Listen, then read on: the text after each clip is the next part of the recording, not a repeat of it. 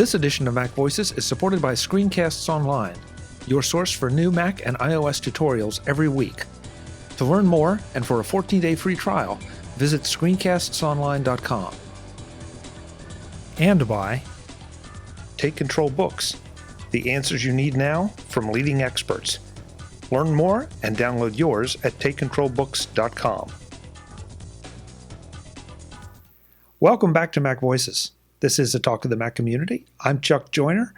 Folks, today we're going to bring you something a little bit different. I love to talk to developers on MacVoices about their latest products and what they're doing and what they're doing next. This time, though, this is going to be the first in a series of maybe 2 or 3 interviews with a couple developers who are developing a product that is not out yet. In fact, it's not even in private beta yet. It's still pretty much in the programming stages, and they're looking for some input from you. And I thought it would be interesting to sort of take a look at the development process from before we usually do, when it's just something that is in one person's head or a couple people's heads, and they're trying to make it into a product. The product is called Rindle. I want to make sure I got that right. And the 2 developers are Brian Faust and Tom Planer. Gentlemen, thank you for being here. I really appreciate it. Well, thanks for having us. Thank you. And so, Brian, you are, I guess, the one that you and I talked to start this process. And so I'll start with you and let you define your role versus Tom's role and how you two came up with Rindle and what Rindle is. Sure. So I am one of the co-founders. It's just the 2 of us, and I am the CEO, if you will. I handle more the business side and the marketing side. And Tom is the CTO, and he handles all of the development from the ground up, all the layers. So I'll let him tell you more about that in a second. But Rindle is an application that basically lets you bring all your tasks together into one place. So that kind of sounds familiar. There's a lot of task management apps that are out there, but this actually integrates with the tools that you use around you, which is unique in the marketplace right now. So you can integrate Gmail, for example, or Slack, or any project management platform that you're looking at, like Basecamp or Teamwork, things like that, and actually integrate those tasks into one application, and therefore allowing you to have one workflow that's personal to you and bring all your tasks into one place. Tom, he let you out of the basement for this? Yeah, absolutely. My name's Tom Planer, and as Brian mentioned, I am the sole developer basically on Rindle right now. We do have some people that come on and assist with various things, but I do touch all aspects of the stack, if you will, when it comes to developing Rindle and trying to turn this dream of ours into reality. So. Okay, so let's start from the beginning, and I'm just going to throw the questions out and let you 2 decide who wants to answer them or answer them together. Is this a case of scratching your own itch, or did you see something, a big hole in the market that you thought you could fill? Yeah, I mean, I think Tom and I both, we come from a similar background in the way that we worked in creative agencies together, and we've moved on separately in different career paths slightly. I stayed in the agency world, and he stayed and moved into a startup. But we've both always been interested in project management and task management and elements of that. So I think we've known each other for a number of years now. We probably had endless conversations around task management and how the tools that are out there kind of don't do exactly what we want them to do and all those kind of things. And through countless brainstorming sessions, just kind of at night when we'd meet up, like outside of work and things like that, we were just really thinking about what could we do, and Rindle was kind of born out of that thought process about, how about we get all of these tasks together in one place, because that really doesn't exist in the marketplace right now. So that's kind of how it started. Yeah, and I do just want to add that I think both of us felt a similar frustration when it came to the project management software that was out there. When we both started new jobs about a year ago, I would say, when you start a new job, you have to learn a whole new suite of software, and it's really frustrating as a developer. And then take that a step further, if you freelance, you are constantly doing that. You're constantly learning people's softwares that you're working for. So that's really what Rindle helps to maybe solve that problem of if you start a new job, if Rindle integrates with a platform that they are working on at that company, then you won't have to learn new software. That was one of the not the concerns, but I guess one of the challenges that when I started looking at Rindle, is that to use this, I'm a Gmail user, so that's fine. But am I going to have to learn Basecamp? Well, actually, I've used Basecamp and I've played with Slack a little, so maybe I'm not the right person to ask or judge. But are they going to have to learn some of those other pieces of software, or is it a matter of just being able to plug Rindle in as sort of an interface layer on top of that they learn Rindle, and Rindle then interacts with the underlying software? Yeah, I mean, I think from my perspective, I think in some cases they won't, because it'll be very minimal interaction. I can use examples from my agency days where I've had clients that I'm working with and they're using their own tools, right? And tools that I'm not familiar with and don't use on a regular basis. So in that scenario, I would bring in tasks to Rindle, but I wouldn't necessarily have to learn the software, because I'm probably going to get a handful of tasks and I just need to be in the loop. So I can just pull that in and not necessarily have to jump into their platform. So I think there are other scenarios where you might want to get involved with the software or using that software more often. But what's unique about Rindle is that you can keep your unique workflow. So where you're using a personal Kanban board approach, meaning a board with columns that you can move tasks between columns through a workflow. So what's unique is no matter what tools you integrate with, whether it's something that you're not going to learn and not touch much, or it's an application you use every day, that you can keep your tasks through your workflow no matter where you work or who you work with, if you're a freelancer, if you're an employee, whatever you're doing. And whether you use all of the products that we integrate with or only, 2 or 3 of them, it'll still hopefully be very helpful to you, because you can establish your own workflow and use this to really manage your tasks and manage them without really doing anything additional. You won't have to retype anything. You can just pull it right into Rindle and then get to work. Without doing a roll call of productivity software or the things that people might want to integrate with this, any particular reason you picked the ones that you did so far to work on? Is it a matter of availability of SDKs, or is it just those are the ones that you all are familiar with? Yeah, I think it's originally from our target audience that we're going after. We're trying to focus down on a niche, if you will, understanding that we can't just go after the entire world and say, hey, here's this great product. So I think we're really focusing on creative professionals. And in that space, a lot of creative professionals use Slack and Basecamp and Trello and some of the tools we've mentioned already. So it seemed like a natural fit. We're also familiar with that industry. We come from the creative background. So it seemed natural to go that route. But even with some of the tools like Gmail, which is really the first integration we're working on, it really spans a mass market. So it's interesting already to see some of the interest we're getting from different groups of people. And it's well outside creative professionals already, but that is our focus right now, and that's kind of where that initial set came from.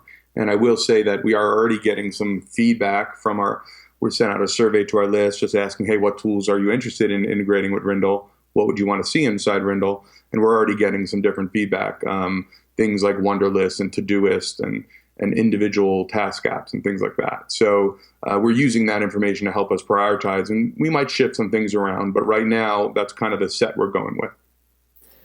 Tom is the guy that has to plug it all together and make it work. Do any of these applications, are they particularly difficult to integrate into Rindle, or are there some that are just really easy and they just slide right in? I think that some of them will be fairly easy to integrate with. Gmail, which is the one that we're starting out with, is particularly challenging, just because it's kind of a lot of stuff there. But once that's done, that's actually going to cover a lot of ground, I feel like, initially. And it's also setting the basis for doing further integrations. So yeah, in the future, some of them should slide in fairly easily. Pretty much going forward, we're noticing that anything that has OpenAuth 2 integration should be fairly straightforward to integrate with. That will really be a deciding factor for the initial integrations, which is also why we chose that initial bunch. There's so many things I want to get to here. Brian, you just sort of slid over the fact that, well, we sent something out to our list and, got feedback. And this is the thing that attracted me to you, or how I discovered Rindle, is I saw a little notification that Rindle was being born, and I followed it up, and then we ended up chatting. How have you gone about trying to solicit people to get involved with this, to take a look at it? Because you don't even have a beta out there at all. There's nothing out there. There's no, right now, folks, there's nothing you can go and download. You can join their list, but that's it. And so I'm really intrigued about what it is that what approach you took, and what resonated with people that made them want to sign up for, God help us all, just yet another email list. Sure.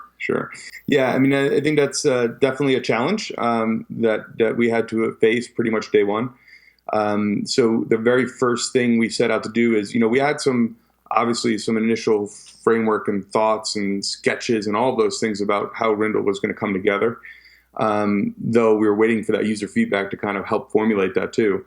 So the very first thing we did was really put up a landing page. And we did that probably, Tom, I think in a week's time it was, roughly. So, we got our kind of initial marketing copy together, got the initial design together, and got the landing page up. And that was really one of the first steps. And integrated with, we're using MailChimp for the email provider. So we set all of that up.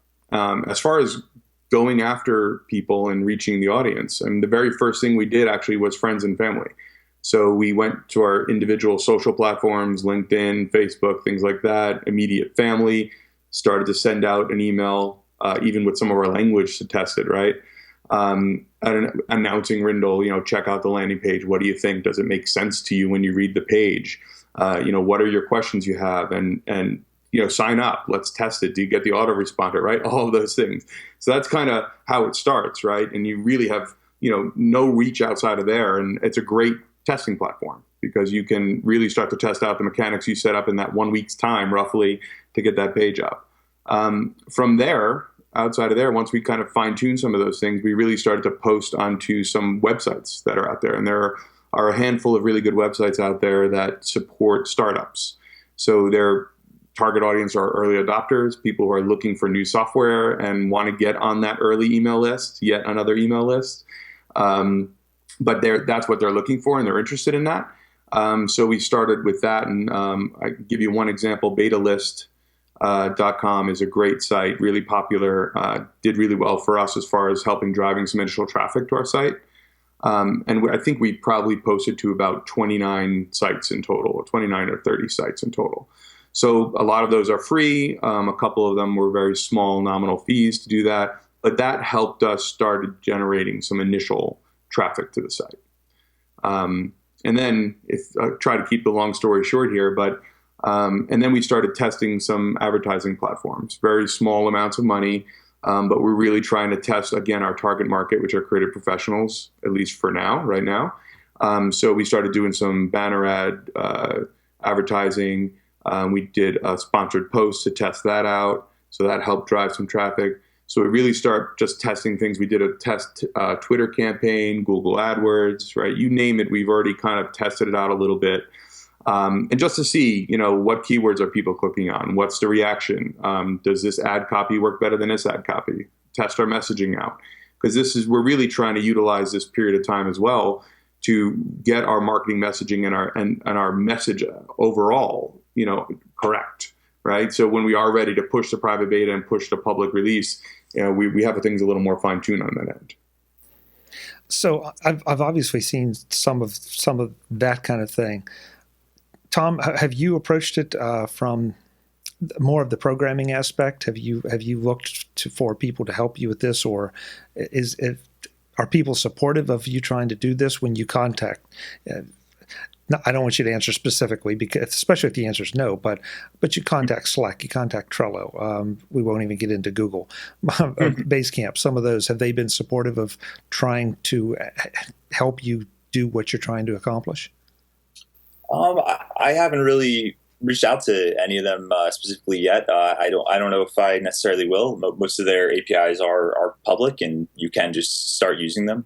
If I run into some issues, I'll probably reach out. But other than that, I don't know if I will necessarily reach out to any of them. I think that just from Brian and I working together, he really is focused really wholeheartedly on the marketing push right now, and he's leaving me to really develop the product, which is I think really important. And initially, during that first probably 2 weeks where we really started on this, I was trying to do like too much of both, and it was really cutting down on the time that I could spend programming. So I've had to really, sit back and just, if Brian feels strongly about something and that he wants to do it marketing wise, like I'm all for it, because I really just don't have the bandwidth in order to do, both things and put a lot of effort into both things. So. I actually think that's an interesting comment, Tom, because it just starting out from nothing, and there's so much to do, right? Not only developing a platform, but also the marketing side and the business elements and paperwork and all those things. It's really tough not to get tied up into all aspects of it, because you are living and breathing everything all day. And I think we struggled with that in the beginning, like Tom said, because Tom was, we were collaborating on everything, which we still do to a point. We meet twice a day and we still collaborate, but we keep it time boxed a little more. And he has more of his quiet time, if you will, in his cave, where he can code. And, but I thought it was really interesting. Cave. But Chuck, back to your question, actually, on my side, we had some warm welcome from Wunderlist on Twitter. We had a couple of our sign up subscribers follow us on Twitter and mention Wunderlist as an integration they want. And they were right away responded and pointed us at API documentation, reached out if we need any more help, which was great. As of yesterday, we just had Todoist reach out to us about integrating with their API and if they could help and get on a call. So I think we are getting some warm reception. We didn't make a point to reach out to every person we're integrating with yet, but we are getting some warm reception, which has been great. This edition of MacVoices is supported by ScreenCastsOnline, your source for new Mac and iOS tutorials every week. To learn more and for a 14-day free trial, visit ScreenCastsOnline.com. One thing we can all agree on: Don McAllister's Screencasts Online is the gold standard for screencast tutorials. Each week, Screencasts Online delivers a brand new Mac tutorial and also a brand new iOS tutorial. That means each week you get to learn something new for your Mac, iOS device, or both. And we're talking about in-depth, step-by-step instruction, not just quick overviews. And if that isn't enough, ScreenCastsOnline Monthly magazine brings interesting and informative articles to you each month via Apple's newsstand. With a back catalog of over 500 video tutorials, ScreenCastsOnline is one of the most complete video resources for learning about Apple-oriented software on the web. You can enjoy a 14-day free trial to find out that Screencasts Online is right for you, then sign up for a quarterly or yearly subscription that includes everything, including Screencasts Online magazine. Just visit ScreenCastsOnline.com to sign up. Screencasts Online, video tutorials you will really watch and enjoy. Thanks to Screencasts Online for their support of MacVoices. I would think that that's not something that they would do for everyone who's developing a product. So it sounds like maybe the marketing campaign is giving you that visibility, and what you have published so far gives you the credibility that someone would bother to do that. Yeah, well, we hope. I mean, I think we put together a very professional website, which, is suited to our application and how seriously we are taking it. We are working on this full time, and we are definitely put the effort into spreading the word. So it is starting to trickle in a little more and a little more as our effort continues. So, what of both of you? What are your backgrounds in startups, or is this the first thing you've ever done? Well, I have probably had a number of things I can't even count in my career as far as little side things I've done. I had, even when I was just starting college, I tried to be a designer and have a little side design agency type thing. And I built a scoring app for dance events. That was when iPad first came out. It was tablet based, and it actually increased the time it took to calculate results. So if you had 100 dances on the floor, it would take 4 hours to calculate results on paper. And with the system, it would take a matter of minutes. So that was probably one of my bigger endeavors before this. And then as relating to startups as well, my last agency I worked with had a large focus in startups.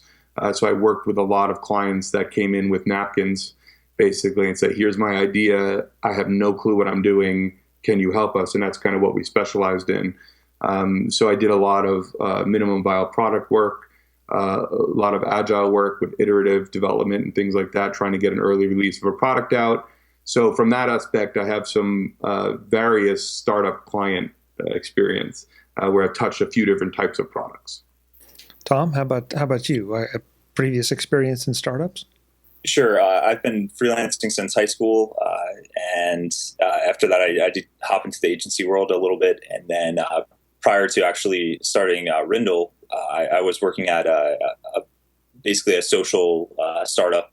I'm not going to say what the social startup was, but it was very eye-opening and taught me a lot about startup life and what needs to be done in order to make a successful startup.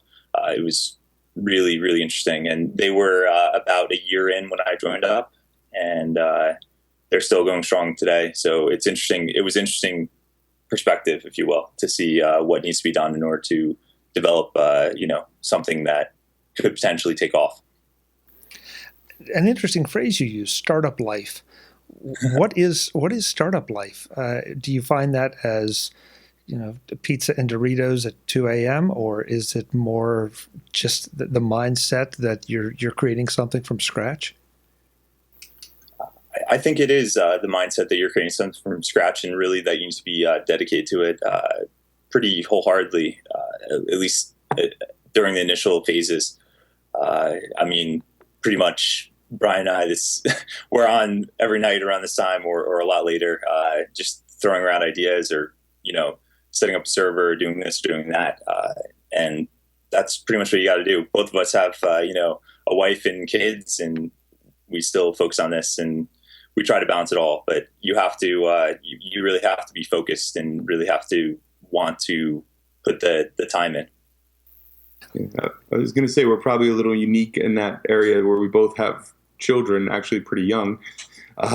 So that really adds a twist to our startup life, because we are living and breathing this really all day, all day during regular work hours. And then, like Tom said, at night, we're doing things whenever we can. So we are living and breathing it with kind of a full-time family schedule as well. You may not want to answer this, but I know there are people that are going to think, if I don't ask it, they're going to wonder, how are you financing this? Is this venture funded, angel funded? Is it coming out of your pocket? Because you make it sound like you both are working at this full time, that you don't have jobs and then are working on this at night. Yeah, we are working on it full time. We have some initial funding for about hopefully a year of runway, but it is private. It's not public information at this time. But yeah, we are fortunate enough to have that runway to our benefit, and we can go out this full time. Which really works out for the best, because, like we said, in our situations with family and children, all those things, to be able to put the amount of time it takes to actually start something up and getting off the ground, it does take a full time effort.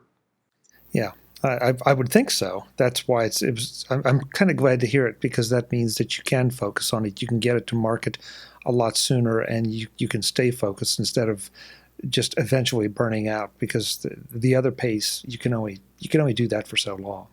Well, I think too, even from some of the past startup things that I mentioned that I did, I think that was always part of the struggle, was burnout. I was working a full-time job and then some, traveling, commuting, doing all these things, trying to do something on the side at night. And, you just get so tired and so burnt out that it's just impossible to see it through sometimes. And it ends up being, okay, well, we'll do this in 3 months, then it's 6 months, then it's a year, then it fizzles out. And then, okay, well, what's the next idea, right? What can we do next? So I think that is a really valid point. I think, having that full-time effort, we're going to see Rindle through. Good. I'm glad to hear it. This also may be a question you don't want to answer, but I'm curious. Given what you're trying to develop, what project management software are you using to build Rindle? Yeah, that's a good question. So we do use, I'll just go over our tools in general that we use. Yeah. So we use Google Apps kind of for email calendaring. Google Drive we use for documents and things like that. We use Slack for collaboration. So even it's kind of funny because some might think, oh, well, Slack is for teams. Well, we are a team of 2 right now, and hopefully to make that team bigger as we grow.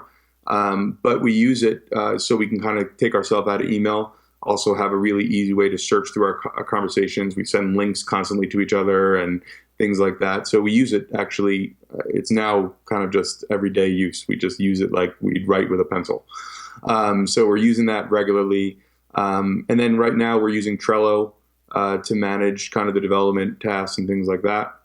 And we have used Basecamp in the past. We're not using it as much right now. We're pretty much leaning on Trello. Tom, did I leave anything else out as far as tools? I think that's pretty much it. We use Google Docs all the time. Yeah, I mentioned Google Drive. So really that's what we're using at this time. And it seems to be working for us. So, but we are excited to have Rindle because we both say on a regular basis, we can't wait to use Rindle for ourselves. So I think it goes back to that scratching our own itch thing. But we can't wait to have, the integrations that we're using today ready so we can start actually using it in our day-to-day. And it's actually really funny that he says that, because the majority of times when we say that, it's typically when we want to remember something, like very quickly, like something came in or we said something and we're like, oh man, it'd be great to be able to drag this over onto, the Rindle board and remember it. And so it's really interesting to see like that progress. And well, what else are we going to see that we're going to really need Rindle for? And that, I think that really helps to build the product, just figuring out what you need. This edition of MacVoices is supported by Take Control Books, the answers you need now from leading experts. The Take Control team has been busy publishing books that are among the best ways to learn some of the most important software titles in the Mac space.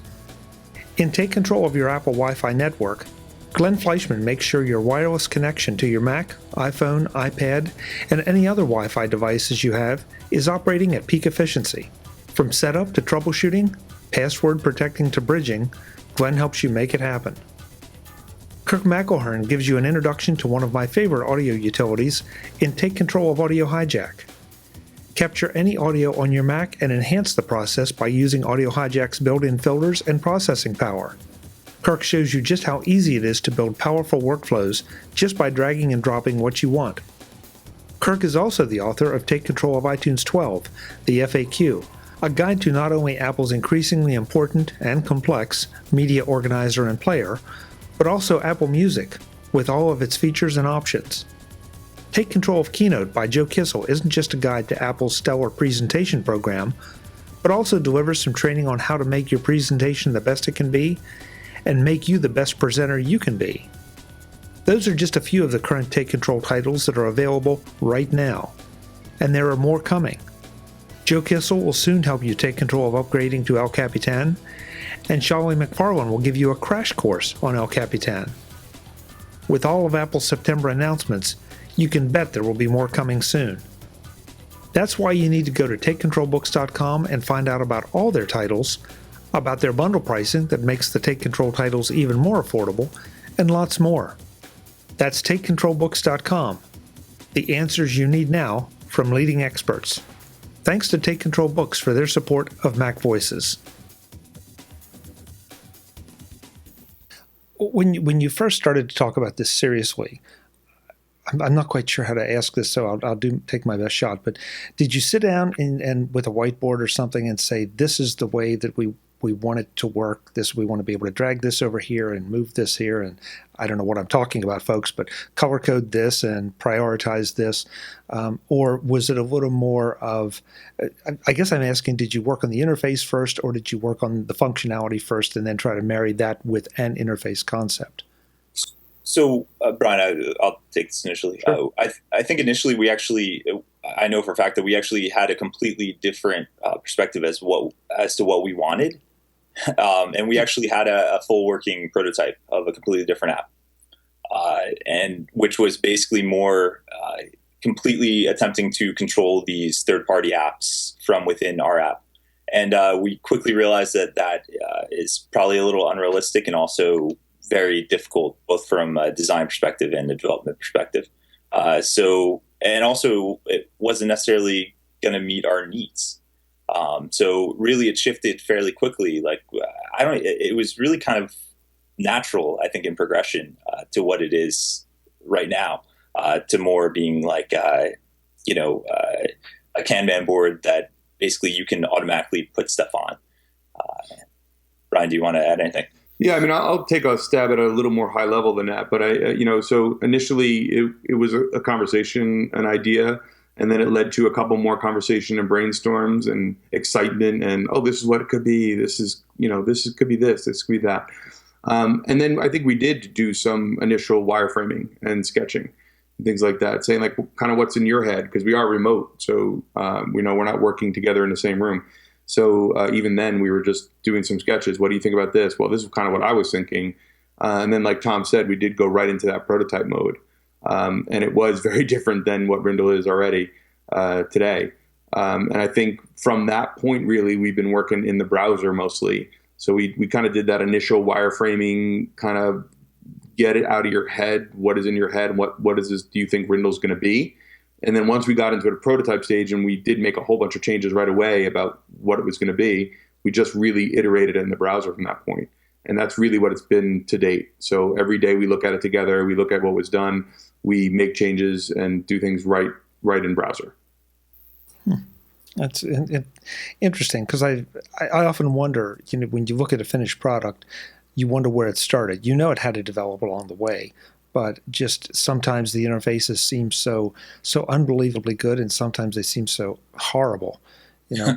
And you can tell sometimes. I think that somebody got stuck on an idea, and this is the way they did it, because coming to it cold, it's not intuitive at all. And yet you watch somebody work it that knows how, and they can make it jump through hoops if they want, but you can't even figure out where to start. So that sounds like a good blog post. Maybe we'll do a blog post one day about the very first iteration of Rindle and its growth. But yeah, I think that's why we're really following the minimum viable product model, meaning, build the most minimal features first and get it into people's hands as soon as you can, so we can get that feedback. Like you said, we're gonna learn what we find out just from using it ourselves, but that's going to change the second somebody else uses it. So our goal is to get it in other people's hands as much as possible, listen to their feedback, make the right changes and prioritize the right changes, and really grow the application that way. We don't want to build it in a box by ourselves for 6 months, 8 months, and then I'll release it to the world and say, here, it's done. And then everybody, like you said, looks at it and says, well, I don't know how to use that. I could use it just fine because I built it, but you don't know how to use it. So I think we're really following that model, and we're trying to rapidly get this private beta out so we can get it into users' hands and get feedback. One thing we haven't talked about, it seems like such an obvious thing, but I can't believe we haven't gotten to it yet. What will Rindle be? And I mean by that, what platform or platforms will it be on? Where do you see it starting, and where do you see it heading? Yeah, so we're definitely going to be in the private beta phase, a web application. And based on the proven model. So part of this whole effort with starting up is also proving your product, right? So do I think it's a great idea? Yes. Does Tom think it's a great idea? Yes. But we need everybody else to think it's a great idea and also help them solve their problem, right? So if there's a problem to be solved, Rindle will be successful. So part of this is also figuring that out and making sure that people actually want to use this product, they have a need for it. And once we get there, then we can really invest more resources and more money and all those things into the additional platforms. So we're going to start with web, prove the concept, private beta, probably the initial public release, depending on how that goes and what feedback we get. And then I think the first platform we will do in addition to that would be iOS for iPad and iPhone. And then depending on how that goes, probably move to Android platform and then maybe a Mac app or something like that from there. But I think that's the immediate vision. Tom, I don't know if you want to chime in. Yeah, I think that's pretty accurate. But again, it really will be based on customer feedback. If it's not really strong enough to go iOS first, or if we have mainly Android people, like that might be a decision that we have to make. Stop talking nonsense, Tom. I know. It's probably not going to happen, but you never know. I mean, outside of the US, Android is dominant in the market. So who knows? Who knows if we're going to have more of that market? So. Yeah. We've mentioned private beta a couple times. I've also made a point of saying there's nothing out there now. How do people get involved with Rindle, and at what level can they get involved? Sure. I mean, right now, you can go to Rindle.com and learn about the product. We have some information up there about some of the features and some of the benefits that it will bring you as a user. And on that page, as you mentioned already, we have an email list sign up for our private beta, for our launch list. And that's really the best place to start. And once you're into that email list, you get an automatic response, of course, with some information. And really what we're doing with our email list is we're sending out updates to our email list with our progress. So we're actually being really transparent and sharing screenshots of the app. And we're going to do a screencast of the app and share it with our email list. And with every email like that, we always ask for feedback. Be it a reply to the email directly, just letting us know what you think, hate it, love it, whatever it is. Or even to, like you and I met on Skype, right? So we're always available. We want to talk to everybody who sees what we're doing, get any feedback we can, even early on, and help us, structure Rindle to what it needs to be. That was a really interesting thing that happened because I signed up for the Rindle list, and the next thing I know, I get an email from you saying, hey, would like to talk to you. And it takes you back a little bit. It's like, okay, who is this guy and why does he want to talk to me on Skype? But I think it's extremely valuable, and I also think it's almost a sign of the times that this is the way that people should communicate and that users need to get involved with the developers, assuming the developers want it, and assuming that's going to be a double-edged sword too, because the user has to be a little more forward-thinking and a little bit less idiosyncratic about their wants. But I think it's an amazing opportunity for people to get involved in the development of apps that they want, but maybe they don't have the skill or the funding to build. Sure. Yeah, and in our email, we say, we're building Rindle for you, and we are. Are we scratching our own itch? Yes, we are, but we're building this product to help solve a mass problem, not just our own. So it's really important for us to get that feedback. And I think I agree with you. I think it is a sign of the times, and I think that really we're not really wanting to talk to everybody about feature requests, about, hey, I wanted to do this, I wanted to do that. We really want to understand the problem, right? That's our job, is to figure out how do we help you solve that problem. But we really need to understand what is your pain point, what are the problems you're trying to solve.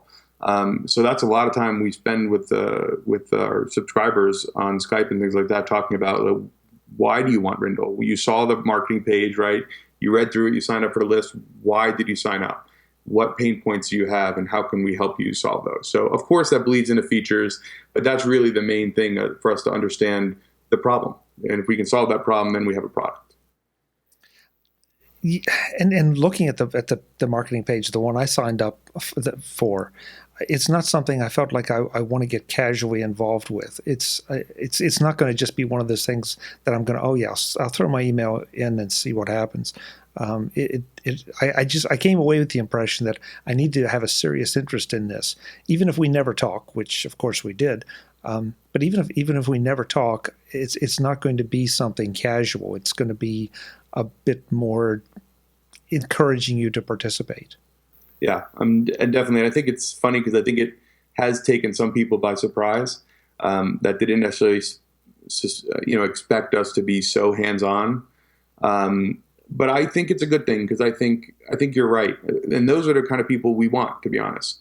And if it's not that way, maybe it's not quite a fit for us. But I think that right away from the outgo, we're asking for feedback. We're constantly doing that and looking to speak to people when we can, and we want to be interacting with everybody. So I think we are trying to send that message across. So I think if you got that message, I think we're doing a pretty good job right now, because we are definitely looking for information, for feedback, and we want to get to know our subscribers and all those good things. Yeah, we really appreciate hearing that. That's really good to hear, actually. Yeah, thank you. That really is our goal. Tom, Brian's over there asking for a lot of feedback, which means there's a lot of stuff that's going to come your way that is going to get put up on the board to figure out whether you can include it, whether you want to include it, and all that. Does that create a lot of challenges for you as the guy who, again, is having to piece it together and make it work? Or does it become daunting, or is it something that you really relish and value? I definitely relish and value it, but it is definitely very challenging and a daunting task in order to take this massive ball of ideas, if you will, and try to create something in a reasonable time period. from that massive ball of ideas. So it is a very daunting task, but I'm excited to do it, and I really hope that it turns out really awesome. So.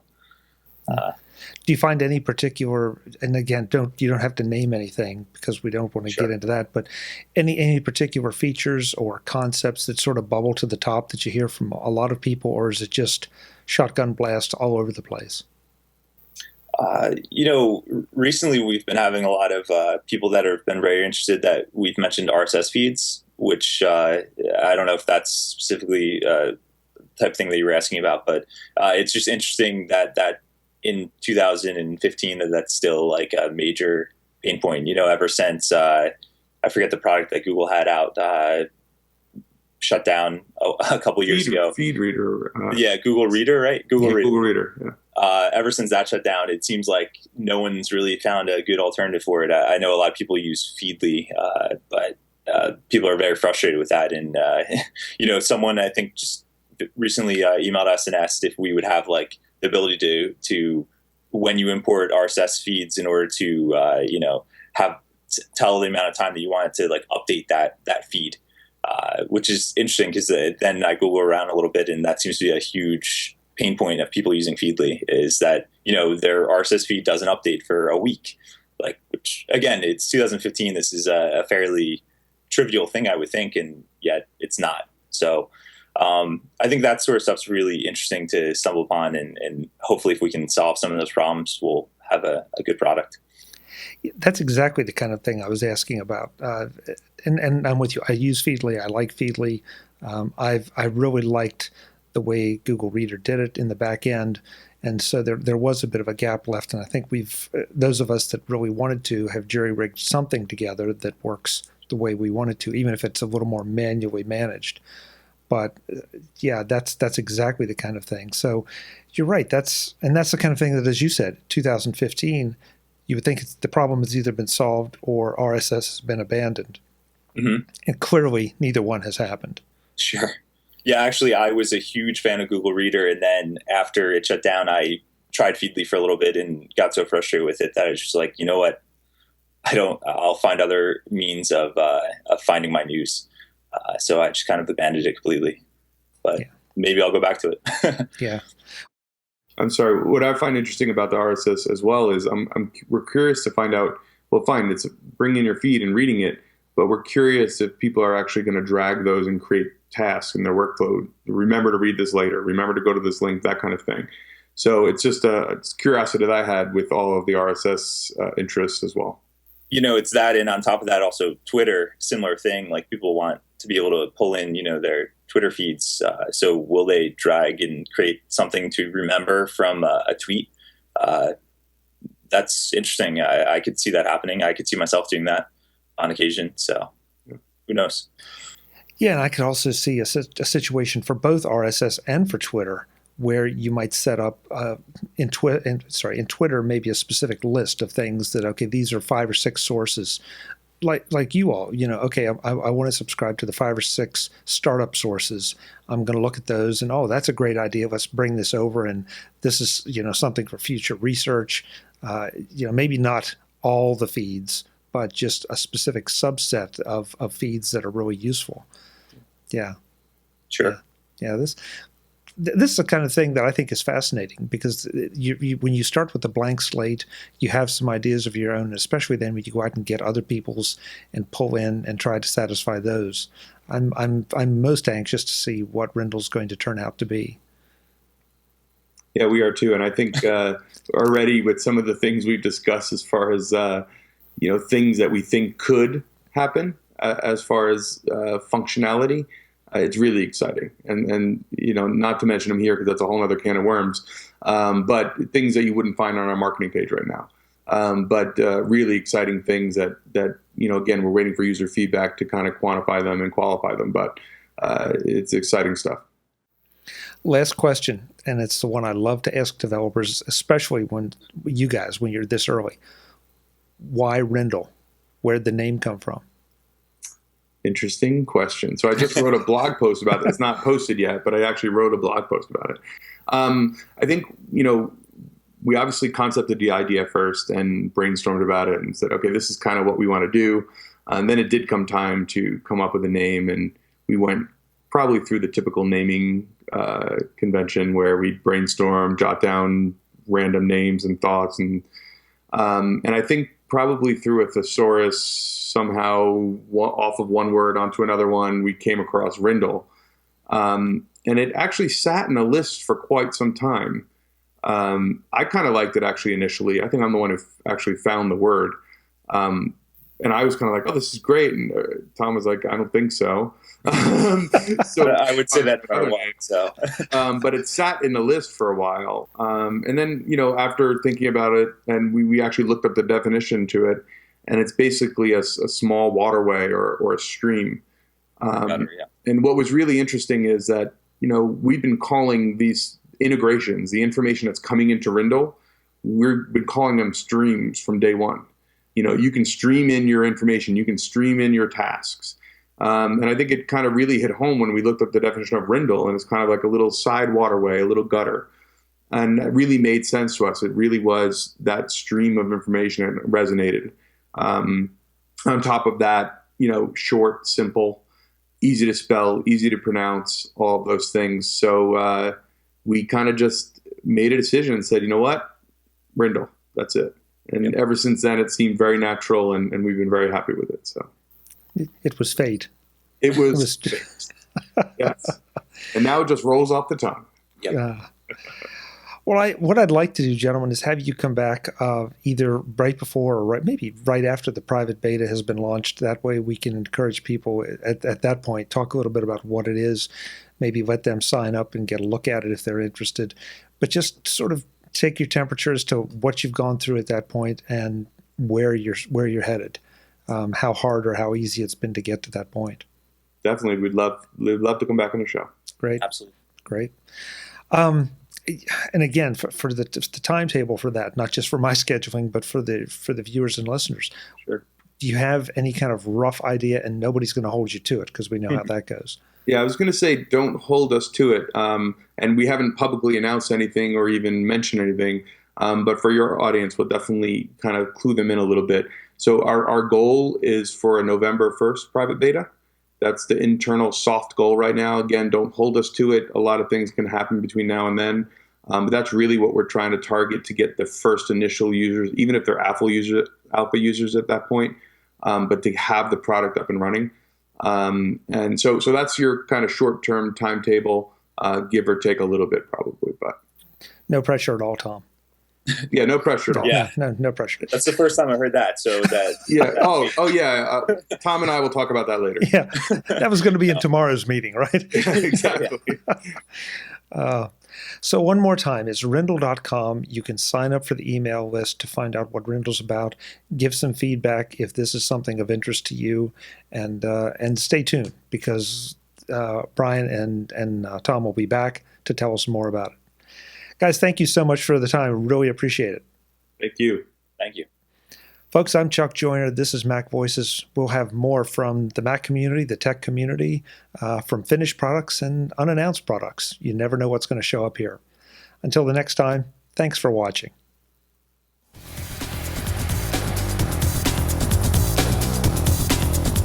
Visit MacVoices.com for links, show notes, to subscribe, to connect with Chuck on Twitter, Google+, YouTube, Facebook, LinkedIn, and the MacVoices blog.